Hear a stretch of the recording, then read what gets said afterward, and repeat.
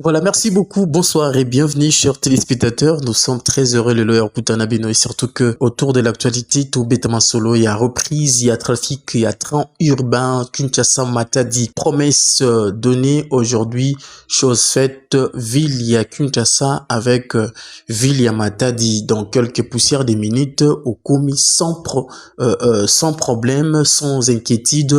De reprise, il y a trafic, il y a train, Kinshasa Matadi. Ezongi bel et bien avec force et efficacité.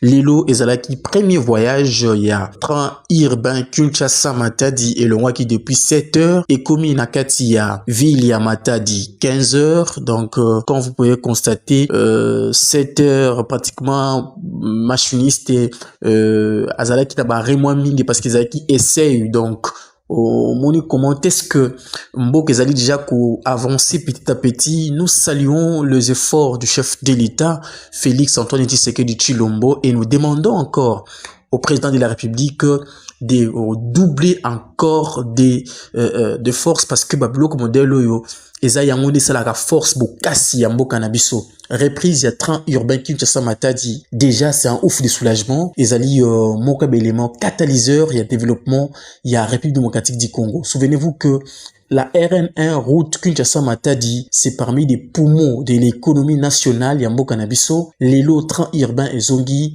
certes fluidité, il y a mouvement dans la ville, il y a Kinshasa et Congo central, ezali bientôt changer couleur. Bientôt nous allons dire au revoir. Na embouteillage, il y a RN1 qui Matadi Kibala, Mbanzangungu, entrée Matadi, casse-tête encore, et aussi réduction, surtout il y a accident, il y a risque, il y a RN1. Donc merci beaucoup les chefs de l'État et je vous laisse déjà de découvrir le train urbain confort nakati climatisé avec $50 aux 8 places il y a VIP, $30 aux 8 deuxième classe, $25 au Kenya standard et $30 au Kenya standard. Aux en a droit, il y a à manger, aux en a droit, il y a connexion Wi-Fi. Donc, aux a voyager comme si aux a toujours une connexion impeccable, confort kitoko. La kanisi de Kobrino Ndombi, en direct, il y a Kinshasa, en direct, il y a ville, il y a gare, il y a Matadi. À couper sa biso détail par rapport, il y a train urbain, Kinshasa Matadi. Mesdames, Mesdemoiselles et Messieurs, n'oubliez pas surtout de vous abonner. Je vous laisse de suivre l'intégralité. Il y a élément Yandeko Brino Ndombi depuis la gare de Matadi.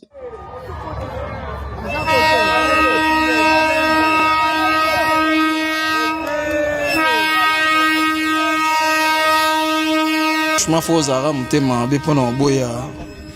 Moi, initiative à Boya, puis volonté au chef de l'État, toi, na Transpress.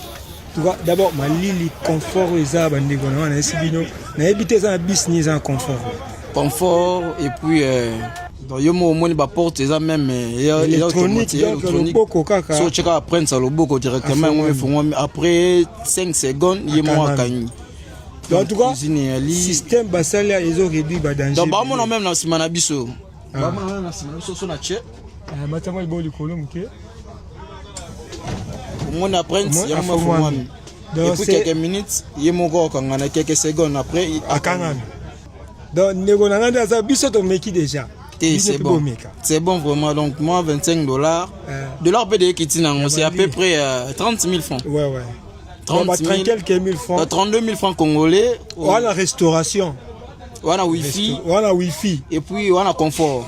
On a la sécurité d'abord. Voilà. Ah, ma gambo, tout est zaté. On a la sécurité. Donc, voilà, c'est un peu ça. Et puis, tant pis, ça par rapport à et puis, tant pis, ça m'a réduit. Par rapport à qui, tant on a risque, ça réduit.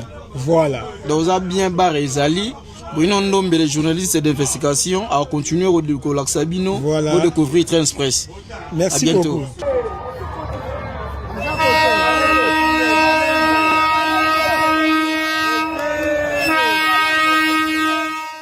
tant que notable tolinga ito ko palper ba réalité na doit tolinga ito to yo kango bito zela na réseaux sociaux na yebi ke yo ozali en tant que journaliste oyo azo ça la fierté na kati ya province tolinga ito ya parce que 6 ans passés train et ya kate 6 ans passés balobi ke rail kufa 6 ans passés mambonio sezali to mona ebele na ba réseaux sociaux to moni ba sa ki to moni ba biloko ebele belé et population ba ne Congo bando poser question est-ce que train wana ko koma na gare est-ce que ya wana biso ba notable to kita ki poto kotala to sepeli makasi na chef de l'état ba initiative ya boye ezali ba initiative moko alloué parce que on a tra lelo ana ba difficulté ebele.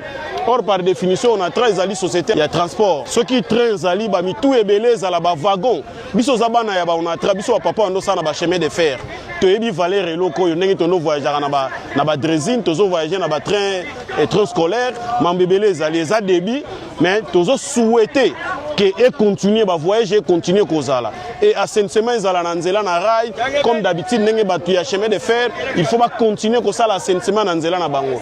En tout cas merci na chef de l'état na ndenge auto penser na train ezongela lisusu le 18 octobre ezali pour la première fois ezoya moni yango population bazali awa 6 ans passés 6 ans passés train et autozonga ezali fierté na biso ba ne Congo et puis tozali na sentiment makasi. Merci pe na yo et lokolo loba no sans tout moment buka mona buka kuikila nengo zanga na ba activité te pe na ba événement te toza fier na yo marqué ba te belé ba cha bakal mais to yebi ke ko simba. Encore une fois merci. Eleki kitoko penza kitoko confort moko assuré malili ya bien service moko restauration à classe ya kitoko non c'était bon. On a bien roulé. Nikama pete na nzela totambo na biso bien tellement que zaki voyage à liboso ndezui biso mwata il fallait côté la gare donc tout bas sepeli penza c'est quelque chose de bien vraiment. En tout cas oh pendant la moni relance à solo alors bravo au DG pourquoi pas il y a chef de l'état Fati Beton na ba réalisation nyonso azosala na ebité muto oboya ngonani parce que ezo monana ngana boti ba nanga basa voyage ya 30 donc et c'est comme ça qui maman prend les images parce que nous aussi nous devons monter donc c'est quelque chose de bien oh et salemi toza à l'abri ya bambouteillage ya ba matadi kibala ya bampozo oh sans embouteillage yo phase ya liboso to sali to rendre paiement ba billet électronique de manière à ce que ce client y so zambalane ya liboso to cotiser na système to payer numéro ID par la même occasion to produire pe billet ce qui le même client azongi mbalasima to kokela lisusu te puisque aza déjà na kati soit to luki à partir à combo na ye ou soit to cotiser numéro na ID so kaza nango ou soit encore son numéro de téléphone parce que tozo kokazwa pe numéro de téléphone pour na nini tozo numéro de téléphone ceux qui par exemple to reporter voyage dans le même système na biso et continuer la client son message que voyage est annulé tout ce qui m'excuse na biso puis ça programmé na date ultérieure. Vous voyez, alors soit pour la deuxième fois tu créer le système tu cotiser le combo naie tu bimise les billets voilà au phase à liboso phase à mibele ko zalake atoza na ndako na yo oza na connexion na internet tu continue na site na biso oui ko so ma billet na yo y a na carte visa ou encore na mobile money voyage eleki malamu tolongwa na biso na 7h30 prix ezali bien tofuti $25 tozo remercier mokonzi ya mboka na ya mesala bato bana tu bake train ke kuza ve na matadi train me kuma na matadi yake bien sam na beto population ya matadi sam na ko éviter ma metala ba embouteillage ya metlu na population no ya matadi baluta na onatra kuza somba billet ya ba sam na train me vutuka ku voyager ka ave na ba bis mais ku voyager pe na ligne ya train ya ke sécurité sam na ko lutter contre les embouteillages ya beto ke existe ke na ville ya Matadi. Dans notre ville de Matadi, nous avons besoin du train. Le chemin de fer doit fonctionner. Quand le chemin de fer fonctionne, il y a beaucoup de choses qui peuvent être facilitées au niveau de la ville. Bon, ici, c'est le train voyageur. Nous avons vu il y a un mois passé le président de la République lui-même descendre au niveau du chemin de fer à Kinshasa. Il a visité les installations du chemin de fer, il a visité les matériels, il a visité les engins et il avait promis que le train va reprendre. Et aujourd'hui, c'est une réalité. Matadi, nous avons accueilli notre premier train voyageur. C'est dans la vision du président de la République qui voudrait que la circulation des personnes et de leurs biens se fasse dans de très bonnes conditions. Et parmi les moyens qui nous permettent de bien voyager, il y a les trains. Parce qu'à bord du train, vous pouvez être à l'intérieur, vous mangez, vous buvez. Si vous avez besoin de faire quelque chose, vous avez des besoins physiologiques, vous pouvez vous déplacer. Donc il n'y a pas de crampes dans les jambes. Donc vous avez la facilité de voyager dans les bonnes conditions. Et aujourd'hui, nous avons ce train à Matadi. Kinshasa, destination, c'est Matadi. Nous avons accueilli ce train avec beaucoup de joie. Parce que c'est un début. C'est le train voyageur qui commence. Comme nous le disons toujours, nous avons aussi besoin du train marchandises. Si le train marchandises aussi recommence le trafic, ça nous aide à lutter contre les embouteillages. Donc la solution, parmi les solutions pour lutter contre les embouteillages, c'est le train marchandises. Un train marchandises peut vous amener, peut vous convoyer 20 ou 30 wagons. Et quand 30 wagons comme ça, c'est 30 véhicules de moins sur la nationale numéro 1. Et s'il y a 10 trains qui circulent par jour, donc 300 véhicules de moins sur la nationale numéro 1, donc il n'y a plus d'embouteillage dans la ville et les accidents sur la nationale numéro 1 vont être réduits. Donc nous avons toujours fait ce plaidoyer pour que les chemins de fer reprennent. Et comme le train voyageur a repris, nous sommes contents. Nous savons qu'après le train voyageur, c'est le train marchandise qui va aussi recommencer le trafic. Et c'est bon. Nous félicitons les autorités de l'ONATRA. Il y a le DG Gloukousaki à la tête. C'est à son époque que le train voyageur a repris.